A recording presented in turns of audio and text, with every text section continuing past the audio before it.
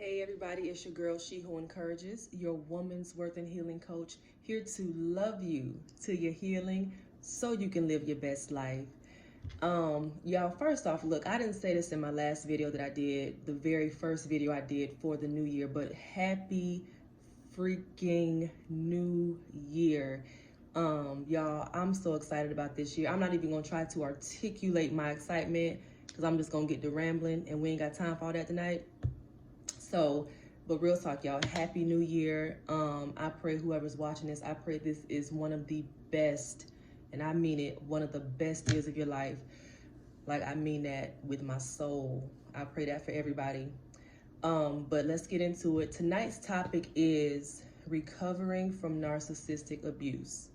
It's time to take your power back. It's time to take your power back. Now, I know there are some of my subscribers who have overcome, who have conquered that hell that they went through with the narcissist.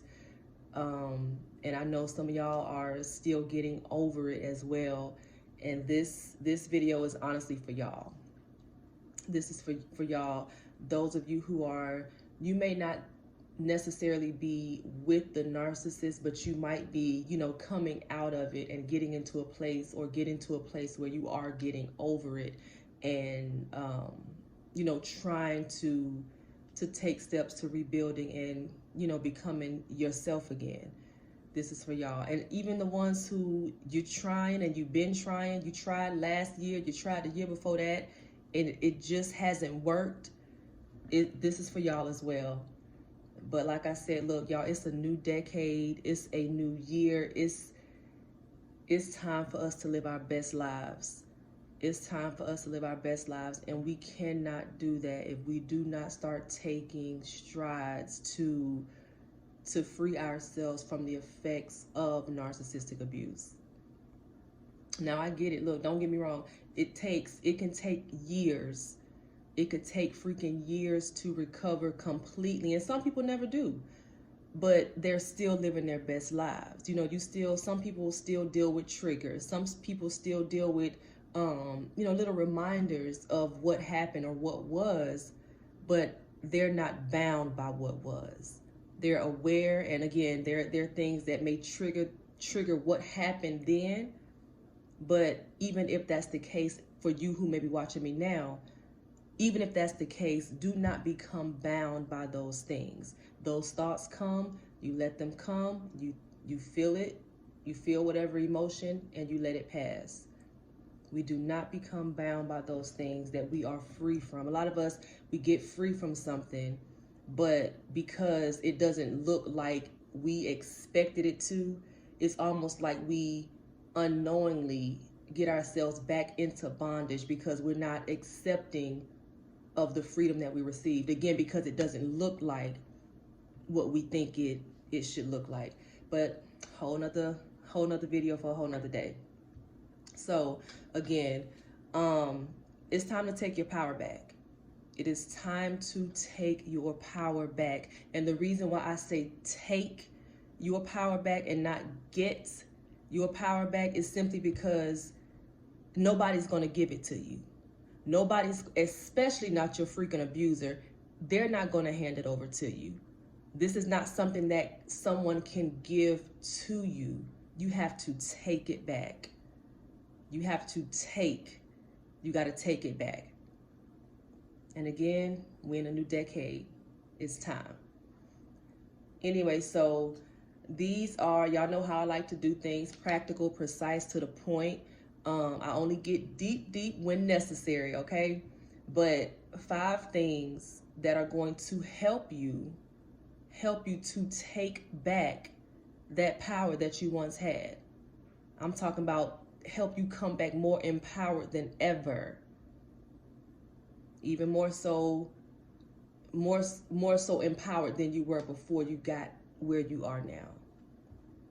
But yeah, 5 ways to help you begin to take that power back.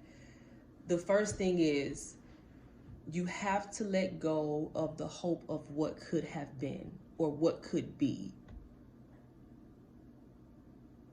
You have to let go of the hope of what could have been or what could be. I promise you, any hope that you can have in a narcissist or concerning a narcissist is not hope at all. I said in another video, one of my favorite scriptures in the Bible is where it says, hope never disappoints.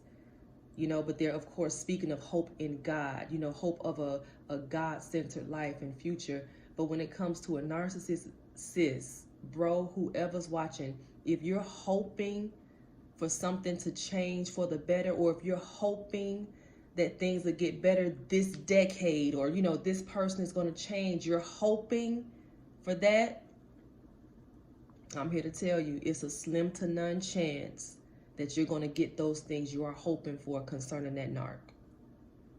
So you have to get to a place where you let go of that hope. One of my good bros and pastor friends, we were having a discussion one day, and he said something, and he always dropping nuggets. I'm here for it. We are here for it when we talking. I don't do small talk. I love when we can, you know, have real good deep conversations, and it was one of those. But he said, at some point, hope has to meet reality. At some point, hope has to meet reality. So I'm saying to you, and this is no judgment, because I done been there. I've been there. But at some point, you're going to have to let go of that hope that things are going to get better, that he or she is going to change. You have to let go of that hope and get to a place of reality. And the reality is that they are not going to change. And the reality is you would have wasted away so many freaking good years of your life if you sit around waiting for them to do so. You cannot live your best life and wait on them to change at the same time. You can't. They do not go hand in hand. So yeah, you got to let go of that hope.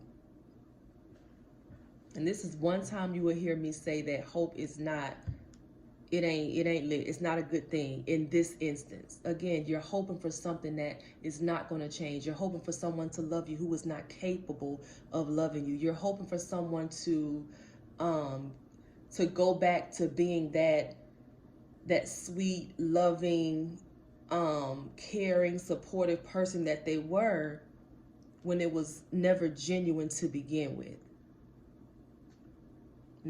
Let go of the hope. The second thing is, you have to stop blaming yourself. You have to stop blaming yourself, because it wasn't your fault. And that's crazy. I'm not gonna say it's crazy, but well, it is in a way, because a lot of women, and again, I've been there too, no judgment at all, but a lot of women, when they're in situations of abuse or, you know, toxicity and you know, domestic situations like that, they tend to blame themselves. And I get why, because, you know, in most cases, your abuser, they manipulate you into thinking that everything is your fault. They blame shift. I mean, they never take ownership for anything, so everything falls on you. I get it. And I understand how you can be in a place where it's like, oh my God, this is my fault. And I can see how you could have a hard time letting go of that thought, as crazy as it is, that it was all your fault. It wasn't. It was not your fault. And I'm looking into this camera as if I'm looking into your eyes. It was not your fault. Yeah, you went through it, but it wasn't your fault. Their abuse was not your fault. Whether it was physical, emotional, mental, whatever it was not your fault, period. So you have to get that out of your mind. You have to get out of your mind that it was your fault, because as long as you hold on to that, that's how, you know, we get ourselves in places of going, you know, wavering and going back and forth. You know, they can, once you get to a place, well, all these things, once you get to the place of doing these things and being in a place of being able to execute these things, you're gonna be good. But I would say that That's one of the ways that they can just easily manipulate you. Now, if you're in a place where you feel like, okay, when you're past the place of feeling that it's your fault, they can't manipulate you into coming back. The hoovering tactics won't work. But again, once you do these things, it'll be hard for them to manipulate you into coming back. There won't be any wavering. You know, once you're done, you're gonna be done. Again, you may still be dealing with the effects, but you'll no longer be bound by that manipulationship. So yeah, you got to get to a place of not blaming yourself. You cannot blame yourself for what happened, because it was not your fault. It was not your fault.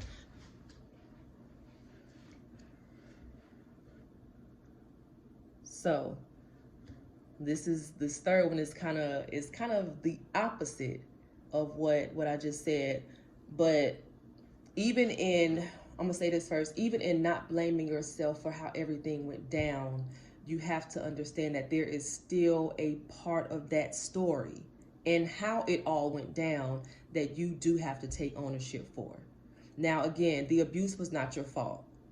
You being emotionally battered, psychologically drained, and made to feel like crap, no, boo, that was not your fault. But again, you do have to take, and this is number 3, you have to take ownership of your part in the story. What part did you play in the story? And this is something I can't answer for you. The abuser can't answer that for you. You have to think about the part that you played in the story. Again, without taking on the idea that things were your fault, that the abuse was your fault. Please, I keep saying it because, again, I know how deep it can be. And you say it without vocalizing it. You feel it without ever saying a word. But I'm going to say it again. It was not your fault. If it's happening currently, it is not your fault. But again, you do have to take ownership of your part in the story. Take ownership of the parts of you that weren't healed going into it, that you didn't know about. You may not have known certain things going into it that you know now, but take ownership of that. Don't beat yourself up. Don't condemn yourself. Don't get down on yourself. But you have to take ownership and say, okay, if this is your case, again, everybody's is different. You have to figure this out on your own. But if you say, you know what, I have been, repeating cycles of, this type of man or these types of men, maybe I should have, gotten some counseling for my daddy issues, or maybe I should have healed first, or maybe I should have taken some time for me before entering into that or being sucked into that. Things like that. Things like that. Just take ownership of your parts. We're not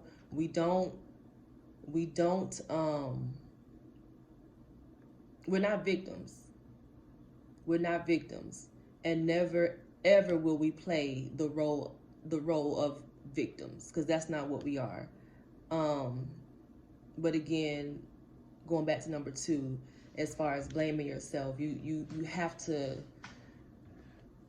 it wasn't your fault.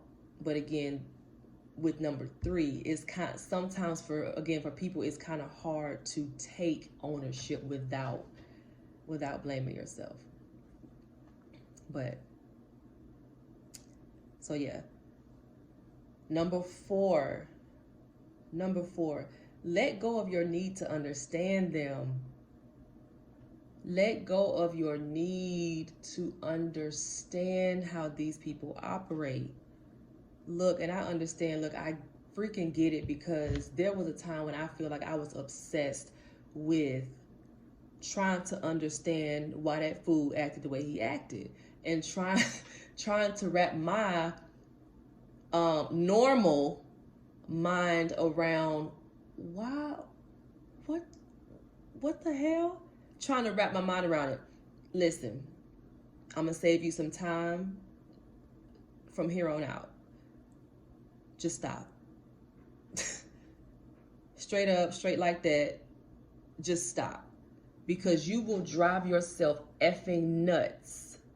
You will drive yourself nuts trying to understand why they are how they are, or why they are how they are, and why they do the things that they do, and all this and that. Listen, you ain't no sociopath. You ain't borderline psychotic. You ain't no narcissist. You will never understand how their minds work, and who the hell wants to? Now, I ain't gonna say that, because in order for you to be aware and to keep yourself from getting involved in these types of situations, you kind of do need to understand who they are, and again, be aware that these types of people are out there. But to the point of, worrying yourself sick and just study. I gotta figure out why he's doing me like this, they doing it because that's what they do. They are narcissists, and there's nothing you can do to change that. So stop trying to understand. This is what you understand. This is what you should get to a place of understanding. Understand that you deserve better. Understand that toxic situation you're in is not normal. Understand that healing is necessary. And lastly, understand that your best life is waiting on the other side. That's what you understand. Stop trying to understand them. They crazy. They're evil. They're not like us. Now, if you a narc and you watching this, that ain't not us. Because if you a narc, I ain't. But for the non-narc out folks that's watching, yeah, narcs watch too. But hey, y'all. But yeah, you'll never understand them. So stop trying. Stop trying. So that was number 4. Let go of your need to understand them. Again, research for the sake of knowing and being able to educate other people, whether it's your friends, your mama. Your mama might be with a narc, or just educate yourself just for the sake of knowing. But like I said, when it's becoming an obsession and you trying to, change them by getting to know certain information, waste of time, baby, don't do it. Don't spend your decade on that. So, okay, number 5, this is the last one. When it comes to taking your power back, and again, I'm emphasizing the word take, and I did not use the word get, because again, this is something that you have to do. You have to make up in your mind that you're going to take your power back. If I was to say, get your power back, you could be expecting somebody to do it for you. You expect somebody to, hand it to you. Now, granted, I'm giving you nuggets on how to do it, but again, this is something it's on you. It's all on you. So yeah, love it. Take your power back. So last thing is detox your mind from all that was projected onto you during your time with the narcissist. You have to detox your mind from all of those things that were projected onto you during your time with that narcissist. The abuse, the again, making you feel unworthy. Oh my gosh, the list just went blank, but the list could go on and on. But any of the negative things you can think about that they did, to psychologically abuse you and to emotionally, again, slaughter you. You have to begin to detox your mind from those things. Everything they told you, chances are it was a lie. You have to reverse those thoughts in your mind. So if they told you weren't worthy, you have to let that thought die. Let that die. And it won't be easy, but you have to let it die. And you have to get to a place of knowing that you are worthy. You were worthy then and you're worthy now. If they told you that without them, you ain't gonna be, you gotta loose yourself from that spirit of codependency, because you can be something without them, and you will be, but you have to make up in your mind that you're going to be. Again, it's all on you. It's all on you. But yeah, detox your mind from those things that were projected onto you, those thoughts, those feelings, those freaking mindsets, whatever. We will no longer be codependent. We will no longer need them to feel as though we're something in life, or to feel as though we can get somewhere or accomplish this or accomplish that. No more. This ain't the decade for that. This ain't the year for that. Period. I still love that word. But yeah, seriously, all that stuff they told you, all the ways they made you feel. Look, and again, I freaking get it because I've freaking been there. Got the t-shirt, keychain, all the stuff you can have. I got it. I do. But no, detox your mind. Whatever they said you are, you ain't. Whatever they said you ain't, you are. I don't need a grammar check. It's all right. I get it. Y'all, I got to make it real. I got to say how I feel it. Again, whatever they said you ain't, you are. Whatever they say you are, you ain't. You ain't that. So yeah, let go of those things. Let go of those beliefs. Let them go. And this is all for the sake of you recovering from narcissistic abuse, or at least beginning to recover. Look, some people started their recovery months ago. But look, if you are just starting, today could be the day you say, you know what, I'm about to start. I got to recover from this. I got to bounce back. I got to overcome this. That's okay. You know what I'm saying? At least it's a start. It's a freaking start. What better way to enter the decade than beginning your process of recovering from narcissistic abuse? Nobody wants to live like that. Nobody wants to live like that. Like I said, your best life is waiting on the other side of this, but you got to get through this. And I know you can. And you want to know how I know you can? Because I did. I did. And I'm no different from you, boo. I'm no different from you. So again, recovering from narcissistic abuse, it's time to take your power back. I gave you 5 ways to begin to take your power back, or to continue to take your power back if you've already started this process. So the first one was, you have to let go of the hope of what could have been or what could be. You got to let that hope go. When it comes to the things of God, yes, hope never disappoints. But when it comes to hope in anything concerning a narcissist, you will be disappointed every freaking time. And I'm telling you what I know, and I know because I've been there. So let go of the hope of what could have been or what could be. Number 2, stop blaming yourself, because it was not your fault. It wasn't your fault. Plain and simple. It's never your fault that you're being abused, or, like I said, talked too crazy, or, made to feel like crap. That's not your fault. So don't even take on that mentality. And if you have it on, take it off, shut it down, kill it, because it was not your fault at all. Number 3, take ownership of your part in the story. And it's a thin line between those two. And I said it earlier, a lot of people cannot, or they find it hard to own their part without taking on blame or blame from what the abuser did. You know what I'm saying? But you have to separate the two.